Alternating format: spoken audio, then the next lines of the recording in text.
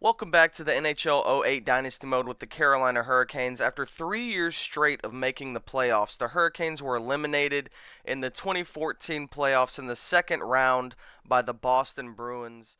The longer we go in this series, I think the more efficient we kind of get with the off season. So hopefully this video isn't too long. We're going to get through it quick. We're going to show you the team setup for the year 8 simulation for the next episode, and that's basically all we're going to get done here. We know that the draft is kind of hit or miss. The re-sign phase is crazy. The free agency phase, we never have any salary cap by the time the free agency comes around. I might actually try to use my GM's negotiating skills with some of the players in this. I mean, for example, Jordan Stahl is getting paid a $2.5 million contract for 6 years. I think we need to re-up Jordan Stahl now, and he's a 96 overall player, so he's going to want just an absolute ton of money. Maybe our assistant GM could convince him to stick on the team for one more year at $2.5 million, and that could give us a lot of leeway with the cap space. And yeah, it might be cheesing the game a little bit, but at the same time, the game has cheesed me plenty of times, so I don't have a problem cheesing right back. We got to get even.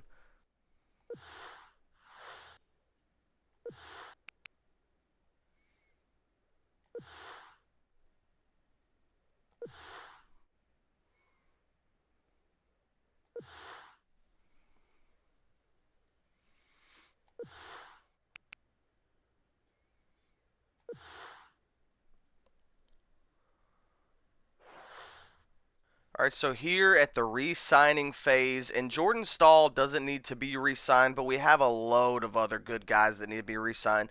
Tuomo Ruutu wants a $6 million contract now. With the numbers that he's been putting up, that's not that bad. I mean, he wants less than Dave Bolland. That's probably because Dave Bolland is a little bit younger. But Tuomo Ruutu's led our team in scoring for the past couple seasons, and he only wants about $6 million.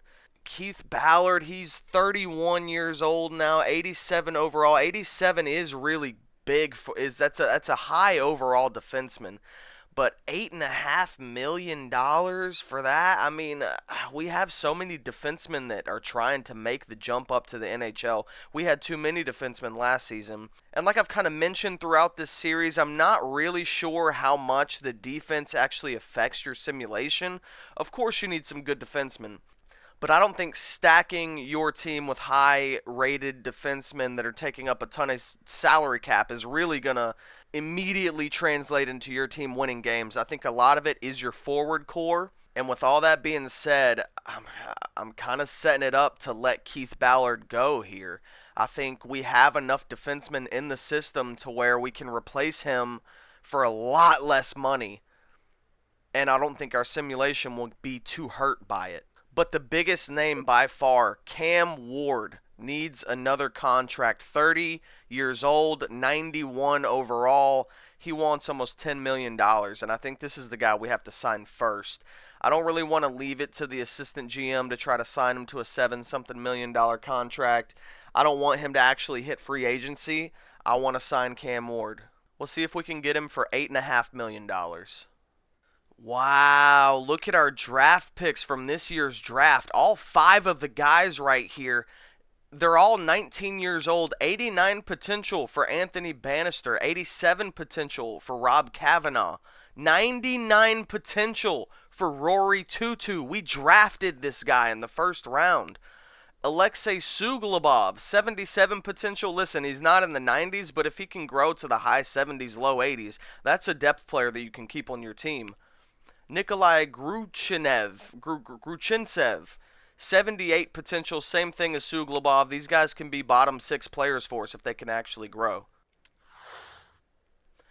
Tuomo Ruutu has accepted a 5-year, $5.5 million contract. If he starts to drop off because he's getting older, we could always trade him towards the end of that contract. But the numbers he's been putting up, I wanted to get him locked in.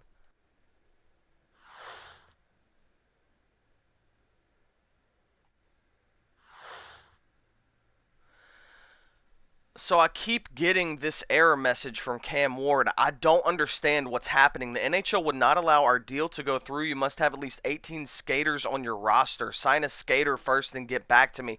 I have signed almost every single skater that I can. I'm not signing Keith Ballard. I'm not signing Dave Bolland. Brett Carson wants too much money. This guy's a depth defenseman. I might could sign him. Peltola, unfortunately, we haven't even talked about Peltola yet. He got to jump up to 82 overall, and now he wants $4 million. You're not getting that big guy. Listen, I'm glad you grew for us, but you're not getting $4 million. You're already 26 years old. You're not going to break into the 90s. You're not getting $4 million. But I can't sign Cam Ward. There's just a glitch or something. I don't understand why. I promise I have 18 skaters on my roster. I promise. So yet again, we run across something in the offseason that is just game breaking. I can't sign Cam Ward to a contract because I guess the game doesn't think that I have 18 skaters on my roster, but I do have 18 skaters on my roster, and I know that as soon as I simulate into the free agency, all this cap space is going to get eaten up by Keith Ballard is going to get re-signed at whatever the assistant GM signs him to.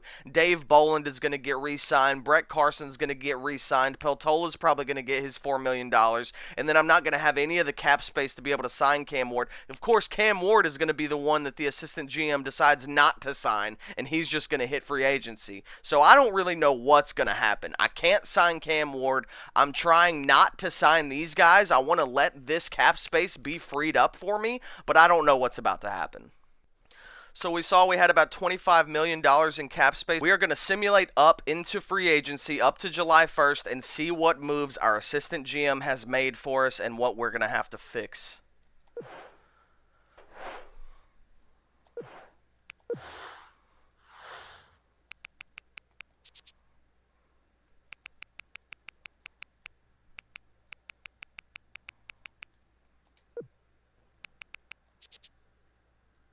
So Cam Ward, our assistant GM, signed Cam Ward to a 6-year deal worth $8.6 million.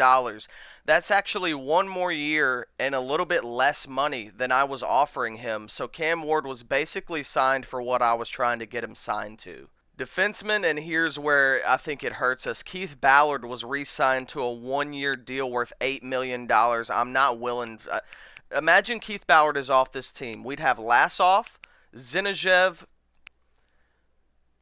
Brett Carson looks like he was re-signed. So we'd have Lassoff, Zinoviev, Dakiv, Gleason, Flaherty, and Telkvist. I mean, that's a bunch of defensemen who are good enough, you know? So we don't need... I'd rather have $8 million in a forward instead of Keith Ballard, unfortunately. Listen, I appreciate everything that Keith Ballard has done for this team. He's been with us for over 5 years now. He's been an assistant captain for us. He's a good player. I like Keith Ballard, but it's just time to move on. And Brett Carson signed another deal worth $500,000. I don't even know how the assistant GM got him to agree to that. Peltola did not get his $4 million. He wanted $4 million. Peltola re-signed for 1 year at $750,000. So I don't know how the assistant GM can get these deals, but I appreciate it. Dave Bolland again. Again, Dave Bolland agrees to his $1.475 million contract. Listen, don't get me wrong, that is a livable wage. But this guy's been asking for $5-6 million each season, and he can never get it. And our assistant GM just keeps, I don't know what blackmail our assistant GM has on Dave Bolland, but Dave Bolland has sold his soul to my assistant GM, and he's here to stay. He can't leave Carolina. David Colleton has jumped up to an 85. What a jump from David Colleton. He's now a higher overall than Wade Celios, technically. Wade Celios is only an 83. Who would have ever seen this coming? And then David Colleton is now an 85. What? Look at the kid. Look at the kid. He's about to hit his potential. So Dave Bolland, Peltola, and Brett Carson all signed to just deals that I can't really refuse, to be honest. Like, I don't really need Brett Carson on this team, to be real, but at $500,000 for an 82 overall guy, I think we might keep him. So I'm going to try to trade Keith Ballard straight up or Andre Kostitsyn. He's 29 years old, 90 overall, 89 potential. We're not really worried about the potential. He's already 90 overall. He's not really putting up that crazy amount of points, but having a 90 overall player in your simulation is only going to help. Also, we're saving $4 million in cap space if this deal goes through. So Keith Ballard straight up to Dallas, sending him to the West for Andrei Kostitsyn. Will it go through? It's rejected. Okay, so they like their value over my value. What if I give you some of our young guys who aren't going to become anything? Like Kumagi. Kumagi's 21 years old. He's got 79 potential. He's only 63 overall. That's nothing. What about one of our guys that we drafted, like Bob Gomez? He's 23 years old. He's got 87 potential, but he's only 67 overall. And like I said, he's 23 already. Hey, listen, Dallas, 87 potential. You can turn that guy into something, right? Right? Well, I mean, y'all want him? No, still rejected.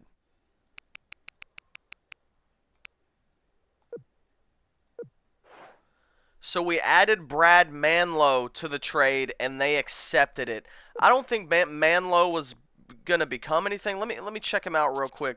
Right just before we leave. Manlow.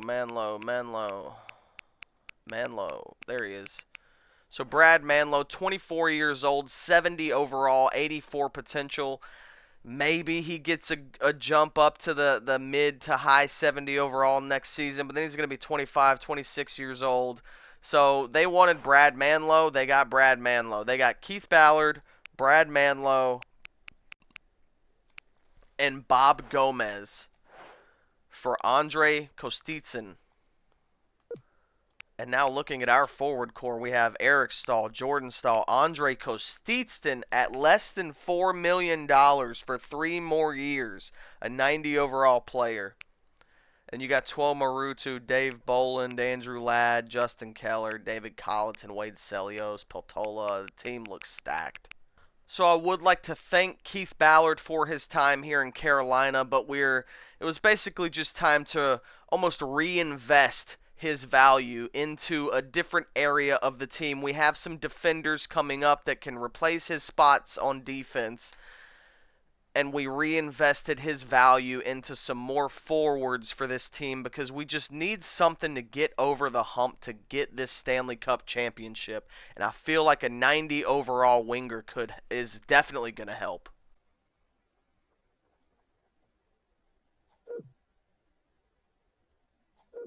So here are the lines for the 2014-2015 Carolina Hurricanes. You have Andrei Kostitsyn. The Keith Ballard trade brings this guy on the Carolina Hurricanes, and he's getting first-line ice time immediately. The playmaker alongside Eric Staal and Jordan Staal, 90 overall. So what can he do for us this season? He hasn't really ever put up a ton of numbers before, but playing first line time with Eric Staal and Jordan Staal, let's see what he can do. If all else fails, we can move Tuomo Ruutu up to the first line. We know that works. The second line, here's some big changes. David Colleton is making the jump up to be the second line center this year. He's centering Andrew Ladd and Tuomo Ruutu. And with that, Dave Boland drops down to the third line center alongside Wade Celios and Justin Keller. So a little step back for Wade Celios. When we first got this guy on the team, we thought he was going to shoot up into the 90 overalls, the mid 90 overalls. And after a couple seasons, it just hasn't panned out that way. Maybe we've been putting too much pressure on him. I'm not sure, but he's going to be on the third line this season. And if anything, that just speaks to the depth of this team. To have a player as good and proven as Wade Celios have to be all the way down on the third line, that really only speaks good things about the depth on this team. And don't worry, Wade Celios will get his ice time when it comes to power plays and all that. So Dave Boland, we're really going to rely on him to be kind of depth scoring for us now. We said that at the end of last season that maybe we just need some more offense from our bottom six. They kind of got roasted in the playoffs last year. So Dave Boland being on the third line, Wade Celios being on the third line, that really improves our bottom six. And Justin Keller is still grinding on the third line. He's been on our third line for so many years now. He's an 86 overall now. The fourth line, our assistant GM made the deal to keep Yuka Peltola, so he stays on the team, 82 overall on the fourth line. Simon Horkoff got a big jump up this season. I think he was either 75 or 76 overall at the end of last season. Now he's an 80. He has jumped up to an 80 overall, 23 years of age, 99 potential. He's got 79 faceoffs, so just because he's a right wing doesn't mean he can't win the faceoffs. We see what he's done the past 2 seasons in the NHL for us. On the fourth line, negative 40s, so we're going to have to keep an eye on him this season, but he got a big jump up, so it should be fine. This team is so good that, like I've said before, the simulation has to find some way for the other teams to score against us, and it's just always going to be against this fourth line. It's got our worst players on it. That's just how it's got to be. So their numbers are never going to be amazing, but he's still growing for us. And Bob Bollerice on the fourth line as well. He's also still growing for us. Carrying on the Jesse Bollerice namesake on the Carolina Hurricanes, an 80 overall playmaker on the fourth line. His defensive awareness is only 74, so if it gets really bad, we can always put in Joseph Vasicek or something on the fourth line. But I want Bob to get his playing time for now. On defense, we have Matt Lassoff, Keith Ballard, the big missing piece from defense. Zinoviev is going to take his first line time for now. It's going to be a whole party of people is going to take his time. Zinoviev, Gleason, and Dakiv, and Flaherty, they're all really going to share Keith Ballard's lost time, as well as some of the forwards. But Zinoviev for now is going to be put in on that very first line. He's got 90 defensive awareness, so I like that. Tim Gleason and Dakiv on the second pairing. On the third pairing, Brett Carson is going to get his time playing on this team. 82 overall. We have another defenseman in Telkvist if we wanted to play him, but he's 79 overall, 25 years of age. He at this point he's almost too old to be able to get a lot of growth, so I think he's probably just locked in as a decent depth defenseman for us. He's got 81 defensive awareness, so it's serviceable. His checking is 99 though, so I feel like maybe that number is inflating his overall a little bit. I'm not sure, but Robert Telkvist is still a decent depth defenseman for us here. And in net, we got Cam Ward for 6 more years. We also have this goalie actually had a big jump up in growth. 25 years old, 82 overall, 99 potential. I'm sure if we started him and we gave him starter time, he would probably grow really well for us. But when you have Cam Ward, you don't need to do that.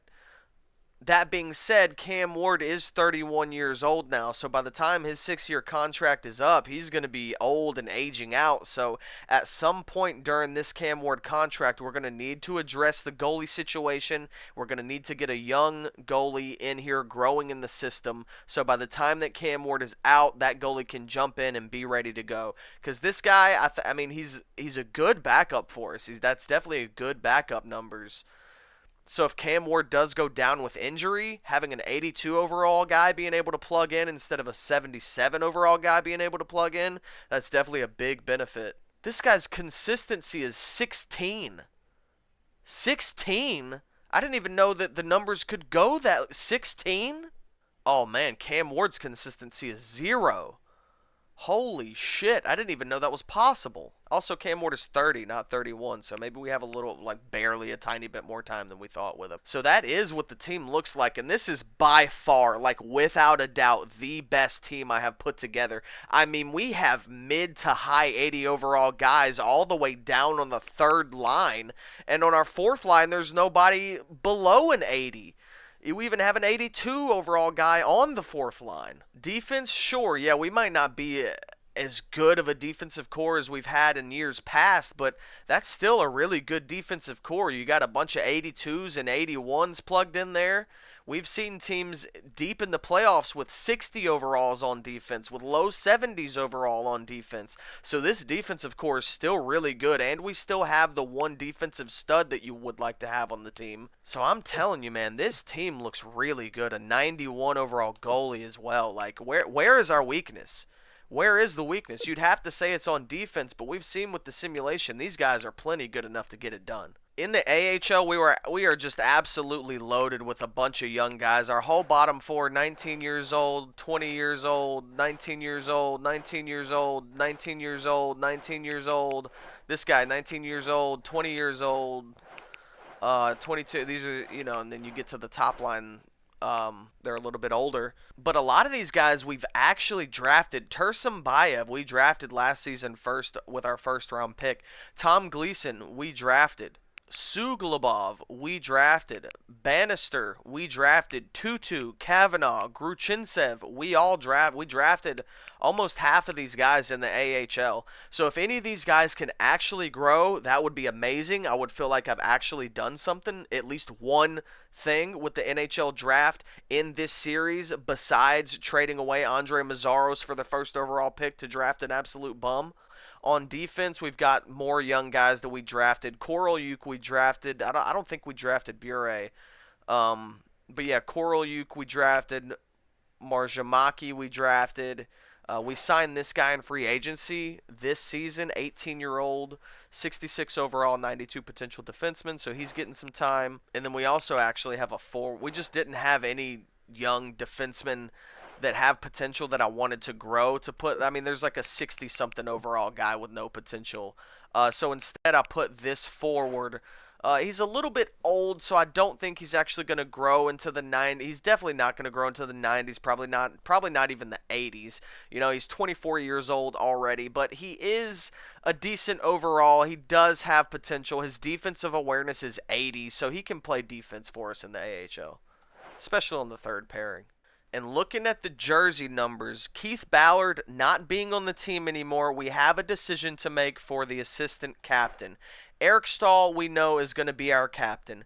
Jordan Stahl, we know, is an assistant captain. The game actually wants Wade Celios to be our alternate captain. And while that's not a terrible option to consider, I have always liked a defenseman being an assistant captain for us.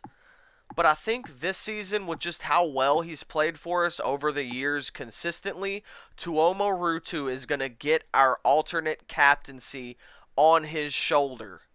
And that's huge for Tuomo Ruutu. I mean, we know all about what he's done for us these past couple seasons. He's led our team in scoring over Jordan and Eric Stahl for 2 seasons in a row, I'm pretty sure. Yeah, he might have been tied with him on points, but still, for Tuomo Ruutu to be putting up the numbers that he hasn't really been injured for us. He's been in our lineup producing a consistent leader for us, so he is getting the alternate captain this season.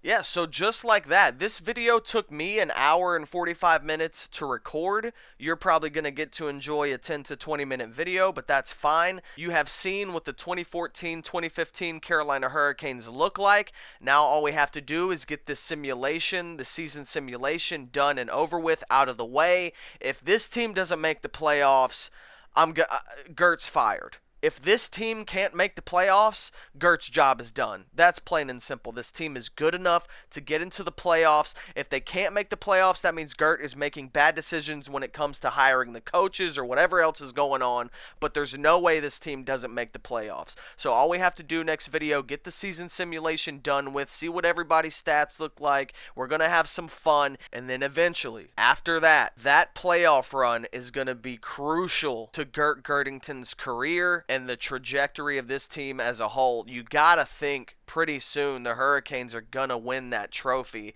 We've been so close. We've been fighting so hard. We've been putting just amazing teams on the ice each and every year. The team's getting better and better and better and better each season, even with all the players that we have lost, that we've had to move on from. Somehow we just keep putting together really good teams. Our coaches are growing the players in the system.